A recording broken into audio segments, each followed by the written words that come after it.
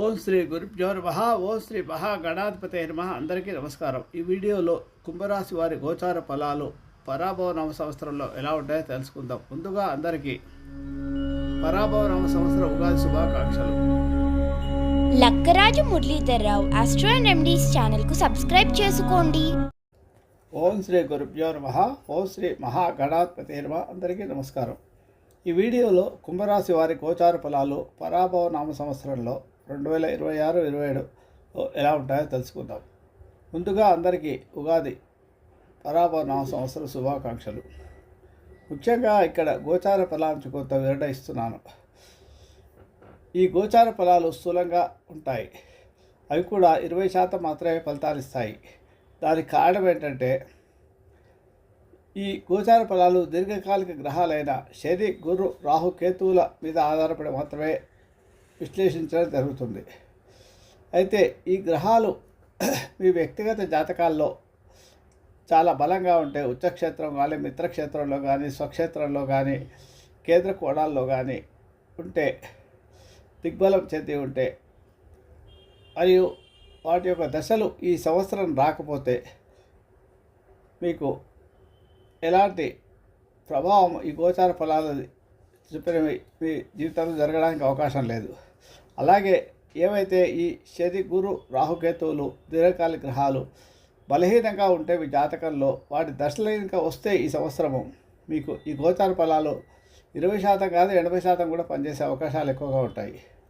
కాబట్టి గోచార ఫలాలు ఒక 20% మాత్రమే పనిచేస్తాయి. మిగతా అంతా మన యొక్క వ్యక్తిగత జాతకాల దశల మీద ఆధారపడి ఆ గ్రహం యొక్క బలాబలాల పరిస్థితులను బట్టి ఏర్పడుతుంది. ఈ విషయాన్ని గమనించవలసి ఉంటుంది. కాబట్టి గోచారంపై పూర్తిగా ఆధారపడి ఎలాంటి మానసిక ఉద్వేగానికి లోను కాకూడదనే ఉద్దేశం చేత ఈ విషయాన్ని చెప్పడం జరుగుతుంది. ఇక్కడ మీ యొక్క వ్యక్తిగత జాతకాన్ని పరిశీలించుకున్న తర్వాతే గోచార ఫలాల్లో బాగలేదని చెప్పారనుకోండి, బాగలేదని ఫలితాలు ఉంటే మీ వ్యక్తిగత జాతకాన్ని పరిశీలించుకొని చూస్తే అప్పుడు దాని ప్రకారం ఈ దశలు అవి ఈ గ్రహాల యొక్క పరిస్థితి అనుకూలంగా ఉంటే మీకు ఎలాంటి ప్రభావం చూపదు. కాబట్టి దీని గురించి వ్యక్తిగత జాతకాలు పరిశీలించిన తర్వాతనే నిర్ణయాలు తీసుకోండి. ఇక వివరాల్లోకి వెళ్తే కుంభరాశి వారికి ఆదాయం చాలా తక్కువగా ఉంది, వ్యయం ఎక్కువగా ఉంది. ఈ ఆదాయ వ్యయాలు కూడా ధనానికి సంబంధించినవి కావు, పూర్వపుణ్యానికి సంబంధించినవి, గ్రహాల యొక్క స్థితిగతులకు సంబంధించి ఉంటాయి. అయితే మీ యొక్క నక్షత్రాన్ని బట్టి ఈ పూర్వపుణ్య ఫలాలు నిర్ణయించబడతాయి, రాశిని బట్టి. కాబట్టి ఇక్కడ ఆదాయం తక్కువ ఉండి వ్యయం ఎక్కువగా ఉందంటే మీకు పూర్వపుణ్యం తక్కువగా ఉంది, వ్యయం పాపఫలం ఎక్కువగా ఉందన్నమాట. అంటే అనవసరమైన ఇబ్బందులు, సమస్యలు వచ్చే అవకాశాలు ఎక్కువగా ఉంటాయని అర్థమని. అంతేకాని ఇక్కడ డబ్బులు ఖర్చు అవుతాయని కాదు. అంటే సమస్యలు వచ్చినప్పుడు డబ్బు ఎలాగైనా ఖర్చు అవుతుంది. అయితే మనకు ఖర్చయినా ఆదాయం తక్కువ ఉందంటే మనకు వచ్చే ఆదాయం తగ్గిపోదు కదా. వచ్చిన ఆదాయంలో అనవసరమైన ఖర్చులు ఏమైనా ఏర్పడితే, ఇబ్బందులు ఏర్పడితే, ఎక్స్ట్రా ఖర్చులు ఏర్పడితే అప్పుడు ఉన్న ఆదాయం సరిపోకుండా పోతుంది. అంతేకాని ఆదాయం తగ్గడం అంటూ ఏమీ ఉండదు. చాలామంది అనుకుంటారు ఆదాయం తక్కువ ఉంది, ఏమవుతుందంటే ఈ సంవత్సరం చాలా తగ్గిపోతుంది. ఈ సంవత్సరం తగ్గే ప్రశ్న లేదు. కానీ ఏదైనా అనుకోని సమస్యలు, అనుకోని సంఘటనలు జరగడం వల్ల మీరు వ్యయం ఎక్కువగా అవుతుందన్నమాట. దీన్ని బ్యాలెన్స్ చేసుకోవడానికి మనము దైవారాధన చేయాల్సి ఉంటుంది. అలాగే దాన ధర్మాలు చేయాల్సి ఉంటుంది.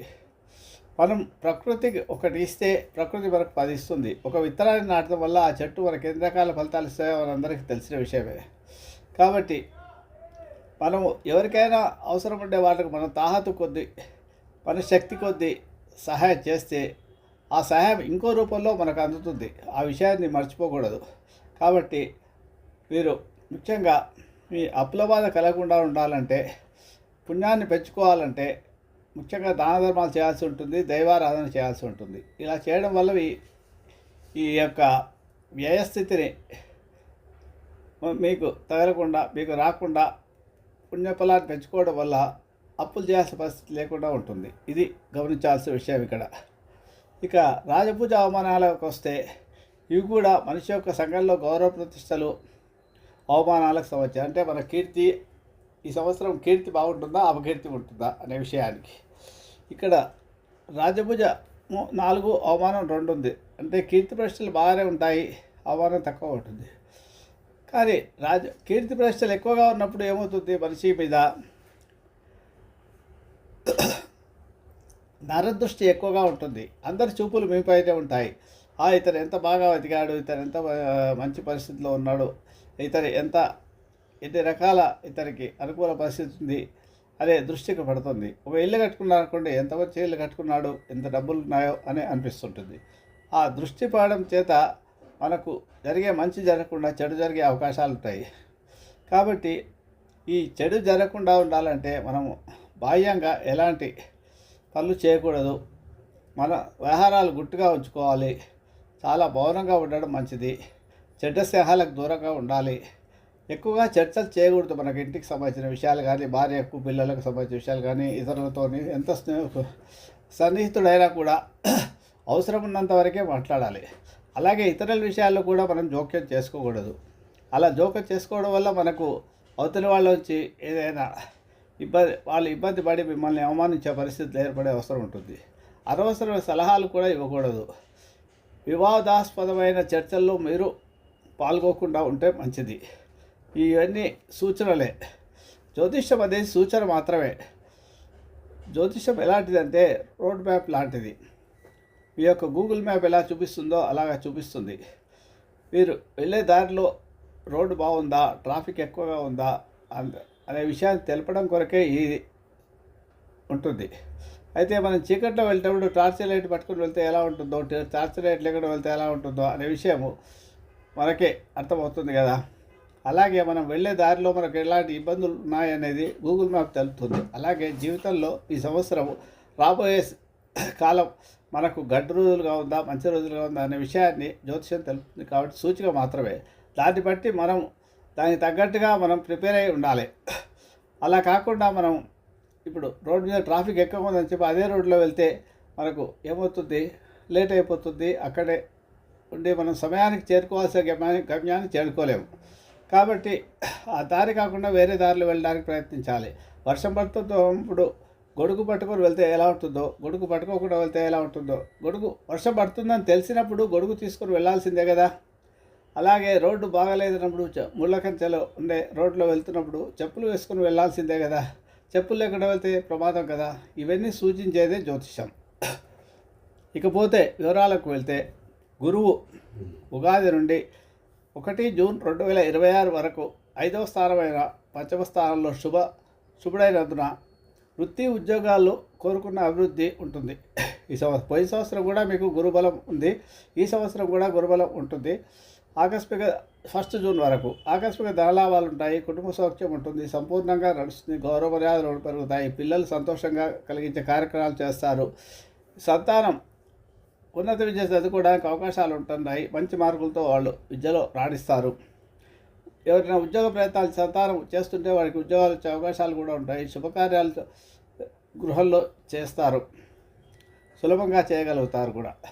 ఇక 2 జూన్ నుంచి 30 అక్టోబర్ వరకు మరియు 25 జనవరి 2027 నుండి ఉగాది చివరి వరకు సాధారణ శుభుడైనందువలన ముఖ్యంగా కార్యాలు పూర్తి చేస్తారు. అంటే ఇక్కడ గురువు మిథునం నుంచి కర్కాటకంలోకి వస్తాడు కాబట్టి ఇది 6వ రాశి అవుతుంది. ఈ 6వ రాశి అనేది గురువు బలం లేని రాశి. 6వ రాశిలో శుభగ్రహమైన గురువు ఉచ్చస్థితిలో కూడా ఉండడం వల్ల మీకు జరిగే అనుకూల పరిస్థితి ఏంటంటే శత్రుబాధలు మాత్రం ఉండవు. అప్పులు ప్రయత్నం చేస్తే దొరుకుతాయి. ఈ 2 విషయాల్లో మాత్రం వృత్తి ఉద్యోగాలు ఉండే వాళ్లకు అభివృద్ధి ఉంటుంది. ఆకస్మిక భయాలు మాత్రం ఉంటాయి. అనారోగ్య సమస్యలు అంత ఎక్కువగా ఉండవు. చిన్న అనారోగ్య సమస్యలు వచ్చినా కూడా తగ్గిపోతుంటాయి శుభగ్రహం ఉండడం చేత. కానీ కుటుంబంలో ఏదో ఒక మనశ్శాంతి లోపిస్తుంది. ఏదో ఒక విషయంలో తగువలో గొడవలో ఏదో జరుగుతుంటుంది. బంధుమిత్రులతో వైరం ఏర్పడే అవకాశాలు కూడా ఉంటాయి. రహస్య శత్రువులు బాధలు కూడా ఉండే అవకాశాలు ఎక్కువగా ఉంటాయి. ఇలాంటివి కొన్ని ఇబ్బందులు ఉండే అవకాశాలు ఎక్కువగా ఉన్నాయి. ఇక 31 అక్టోబర్ నుంచి 24 జనవరి వరకు 85 రోజుల పాటు 7వ స్థానమైన సింహరాశిలో సంచారం మీకు చాలా అనుకూలం. సింహరాశి గురు భగవానుడికి మిత్రక్షేత్రము. అది కూడా మీకు ఈ కుంభరాశికి సప్తమం అవుతుంది. శరీరం ఇద్దరు శత్రువులైనా కూడా సప్తమ స్థానములో గురువు యోగిస్తాడు కాబట్టి మీకు గురుబలం వస్తుంది. కాబట్టి మీరు అన్ని రకాల వ్యవహారాల్లోనూ విజయాన్ని పొందుతారు. ప్రయత్నం చేసే కార్యాలన్నింటిలోనూ విజయం సాధిస్తారు. ప్రమోషన్లు, ఇంక్రిమెంట్లు వచ్చేస్తాయి. ఉద్యోగస్తులకు శుభకార్యాల ప్రయత్నాలు సులభంగా నెరవేరుతాయి. మంచి ఆరోగ్యం ఉంటుంది. అనారోగ్య సమస్యలు తగ్గుముఖపడతాయి. ఉంటే ఇతరులకు సహాయ సహకారాలు చేసే విధంగా ఉంటారు. మీరు సంఘంలో గౌరవ ప్రశ్నలు బాగా ఉంటాయి. శుభవార్తలు కూడా వింటారు. ఇక శని ఉగాది నుండి ఈ సంవత్సరాంతం ఉగాది చివరి వరకు 2వ స్థానమైన మేరాశిలో శుభుడైనందున కుటుంబ కలహాలకు దూరమవుతారు. ప్రతి పనిలోనూ ఆటంకాలు ఎదుర్కొంటారు. వృధా ప్రయాణాలు చేయాల్సి వస్తుంది. చేసే ప్రయాణాలు ఏదో పని కొరకు వెళ్తారు, అక్కడ పని కాకుండా పోతుంది. అలాగా ప్రయాణాలు చాలా చేయాల్సి వస్తుంది. ముఖ్యంగా దురలవాట్లకు, చెడు స్నేహాలకు దూరంగా ఉంటే మీకు ఇబ్బందులు రాకుండా ఉంటాయి. లేకపోతే మీరు ఇబ్బందులు ఎక్కువ పడాల్సి వస్తుంది. అందరు చెడ్డ మాటలేని మీరు కూడా చెడు పనులు చేస్తే దానివల్ల నష్టపోయే అవకాశాలు ఎక్కువగా ఉంటాయి. కాబట్టి షార్ట్ కట్ మెథడ్స్ వాడకండి. కష్టపడి పనిచేయండి. బద్ధకాన్ని వీడండి. ఎప్పటి పనులప్పుడు పూర్తి చేసుకోండి. శని భగవానుడు ముఖ్యంగా చేసే సహాయం ఏంటంటే మీ యొక్క జీవిత గమ్యాన్ని ఏంటి అనేది మీ ధ్యేయాన్ని తెలుపుతాడు. మనిషిని రిఫార్మ్ చేస్తాడనమాట. ఒక మురికి పట్టిన జల్లెడని తీసుకెళ్ళి నీళ్ళల్లో 4 సార్లు ఎత్తే ఆ మురికి బురదంతా పోయి ఎట్లా స్వచ్ఛంగా అవుతుందో అలాగా మనిషిని ఒక స్వచ్ఛమైన చక్కని మార్గంలో నడిపించే విధంగా శని భగవానుడు ఏలినాటి శని సమయంలో చేస్తాడనమాట. మనం ఎలా బతకాలి, ఎలా జీవించాలి, ఎంత న్యాయంగా ఉండాలనే ధర్మబద్ధమైన జీవితం గడపాలనే విషయాన్ని తెలపడానికే కష్టాలను క్రియేట్ చేస్తాడు. కాబట్టి ఇవన్నీ మనము శని భగవానుడు మనం ఏదో ఇబ్బంది పడుతున్నారనుకునే కంటే కూడా శని భగవానుడు మనకు జ్ఞానాన్ని కలిగిస్తాడు. అజ్ఞానంలో వచ్చి జ్ఞానంలోకి అనే విషయాన్ని గుర్తించాలి. ఆర్థిక ఇబ్బందులు స్వల్పంగా ఉంటాయి, కానీ అవి మళ్ళీ మీకు కొంత ఆలస్యంగానే శని భగవానుడు ఏ పనిని డిలే చేయడు. ప్రతి పనిని కూడా డిలే చేస్తాడు అంతే. ఇక రాహు ఉగాది నుండి 5 డిసెంబర్ వరకు జన్మలోనే అంటే కుంభరాశిలోనే సంచారం 1వ స్థానము. సాధారణ శుభుడు కాబట్టి జన్మరాశిలో సంచారం చేసేటప్పుడు ఏ పాపగ్రహమైన శనిగ్రహం కానీ, గురువు కానీ, రాహు కానీ స్థానచలనాలు ఎక్కువగా ఉంటాయి. కాబట్టి విదేశీ ప్రయత్నాలు చేస్తే మీకు సులభంగా ఇల్లు విడిచి దూరంగా వెళ్ళే పరిస్థితులు దొరుకుతాయి. విదేశీ ప్రయాణాల్లో మీకు విజయవంతం అవుతాయి. దూరంగా వెళ్ళడానికి కూడా మీకు బాగుంటుంది. కాబట్టి ఇక రాహు ఉగాది నుండి 5 డిసెంబర్ వరకు జన్మరాశిలో సంచారం. కాబట్టి జన్మరాశి సంచారం అంటే ద్వాదశాష్టమ జన్మ గురు అంగారకో శని కుజ గ్రహాలు ప్రాణ నష్టం, స్థానభ్రంశం, ధనక్షయం అనేది శాస్త్రవచనం. అంటే ప్రాణ నష్టం అంటే ప్రాణం పోతుందని కాదు. ప్రాణ నష్టం జరిగేటంత ఎంత ఇబ్బంది కలుగుతుందో అంత మనకు ఏమైనా ఇబ్బంది, ప్రాణం పోయేంత గండాలు ఏర్పడతాయన్నమాట. అనారోగ్య సమస్యలు రావడం అని దాన్ని అర్థం చేసుకోవాలి ఇక్కడ. కాబట్టి రాహు జన్మరాశిలో సంచారం చేస్తున్నప్పుడు ఇల్లు నుంచి దూరంగా వెళ్తారు. కాబట్టి విదేశీ ప్రయత్నాలు ఎవరైనా చేసుకోగలిగితే ఆ సమయంలో వారికి మంచి అనుకూలంగా చెప్పవచ్చు. అలాగే కుటుంబంలో అనుకోకుండా లాభాలు కూడా వచ్చే అవకాశాలు ఉంటాయి. రాహు చాలా దుందుడుకు మనిషి, అది ధైర్యవంతుడు.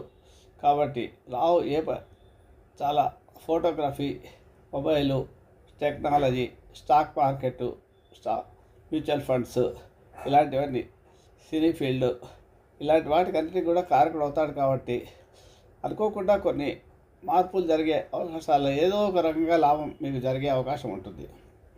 షార్ట్ కట్ మెథడ్స్ కూడా ఎక్కువగా ఉంటాయి రాహుకు. అనారోగ్య సమస్యలు కూడా వచ్చే అవకాశాలు ఎక్కువగా ఉంటాయి రాహు జన్మలో సంచారం చేసేటప్పుడు. ఆ అనారోగ్య సమస్యలు ఎట్లుంటాయంటే మనం ఎక్స్పెక్ట్ చేయని ఉంటాయి. అన్డయాగ్నోస్డ్ డిసీజెస్ లాంటివే ఉంటాయి. ఆకస్మిక ధన నష్టం కలిగిస్తాడు ఏదో రకంగా.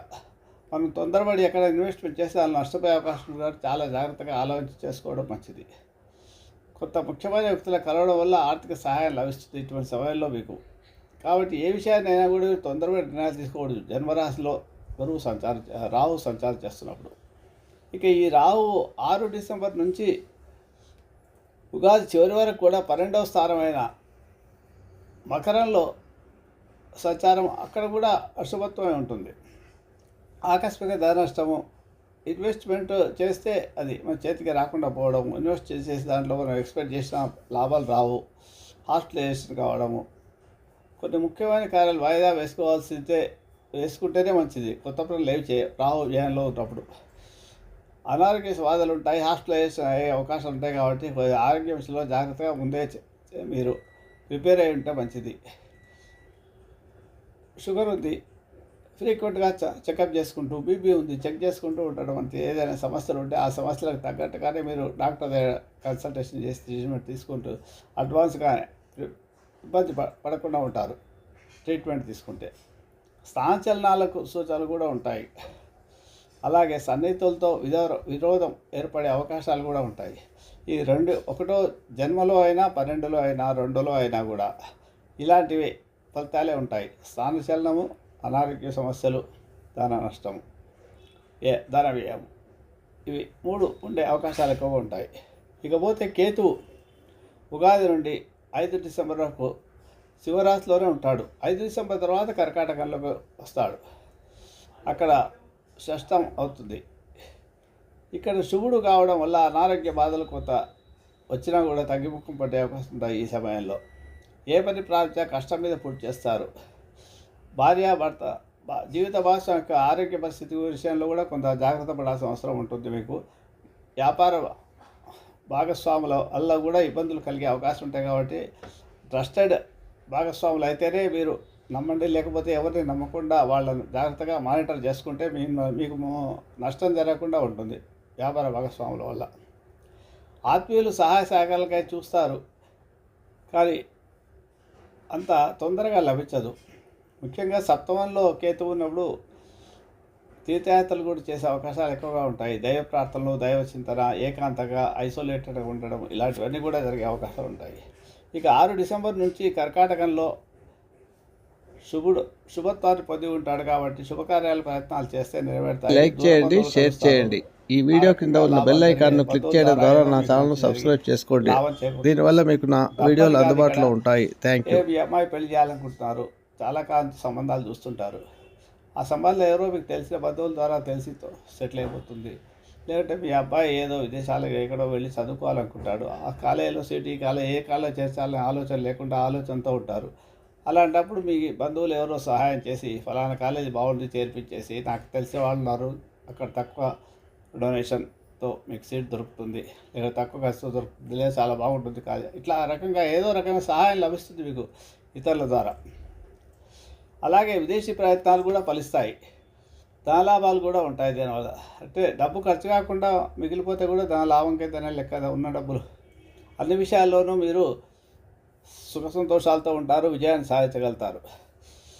ఈ రాశి వారికి యోగకారకమైన గురుడు 6వ ఇంట, శని 2వ ఇంట ఉంటే మీ గృహస్థ కుటుంబ విషయాల్లో ఇబ్బందులతో గడుస్తుంది. మిశ్రమ ఫలితాలు ఉంటాయని చెప్పవచ్చు. ముఖ్యంగా 12వ ఇంట రాహు ప్రభావం చేత అగ్ని భయము, దొంగల వల్ల భయము, వృధాగా శ్రమ పడడము.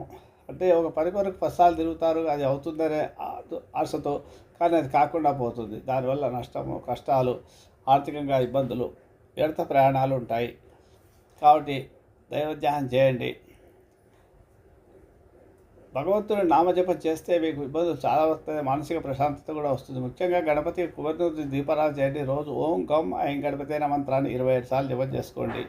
గణపతిని పట్టుకుంటే మీకు ఏదైనా సాధ్యమే. ఎలాంటి విషయంలో అయినా మీరు విజయం సాధించగలుగుతారు. మానసిక సమస్యల ఆందోళన నుంచి బయటపడతారు.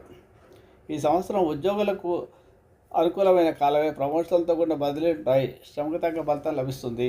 సుదూర ప్రాంతాలకు బదిలీలు మాత్రం తప్పవు.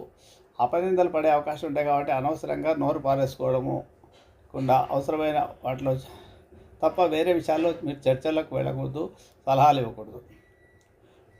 లేకపోతే దానివల్ల మీకు అపవాదుల పాలై అపకీర్తి అవుతారు. చేయని పనికి పనిష్మెంట్ పడే అవకాశాలు ఎక్కువ ఉంటాయి. ఉద్యోగాలు మారే అవకాశాలు కూడా ఎక్కువగా ఉన్నాయి. రాజకీయ నాయకులకు గడ్డుకాలం ఈ సంవత్సరం అంత బాగా ఉండదు. అన్ని రకాలుగా నష్టాలే ఉంటాయి. జాగ్రత్తగా ఉండాలి. మీకు రావాల్సిన నామినేటెడ్ పోస్టులు ఎవరికో వెళ్ళిపోయే అవకాశం, చివరికి నిమిషంలో వేరే వాళ్ళకి వెళ్ళిపోయే అవకాశాలు ఉంటాయి. కోర్టు వ్యవహారాల్లో కూడా మీకు అపజయాలే ఉంటాయి. ఇక అన్ని రకాల కళాకారులకు, అంటే సినిమా ఫీల్డ్లో ఉండే వాళ్ళకు అన్ని రకాల వాళ్ళు ఉంటారు కదా, వాళ్ళందరికీ కూడా యోగం బాగాలేదు ఈ సంవత్సరం. అనుకున్నంత వాళ్ళకు కావాల్సిన అవకాశాలు వచ్చే తక్కువగా ఉంటాయి. గాయకులకు, నిపుణులకు అందరికీ కూడా అవసరాలు, విజయాలు కూడా అంతంత మాత్రమే ఉంటాయి. అప్పులు చేయవలసిన పరిస్థితి ఏర్పడుతుంది. ఏ పని చేసినా కలిసి రాదు. ట్రాన్స్పోర్ట్ రంగంలో ఉన్నవారికి వాహన ప్రమాదాలు జరిగే అవకాశాలు ఉంటాయి కాబట్టి జాగ్రత్తగా డ్రైవింగ్ చేయడం నడిచి, ముఖ్యంగా డ్రైవర్లు, కండక్టర్లు ఉంటారు కదా, వీళ్ళంతా ట్యాక్సీ ప్రైవేట్ డ్రైవర్లు, కార్ డ్రైవర్లు, వీళ్ళంతా లారీ డ్రైవర్లు, వీళ్ళు జాగ్రత్తగా ఉండడం మంచిది ఈ సంవత్సరం.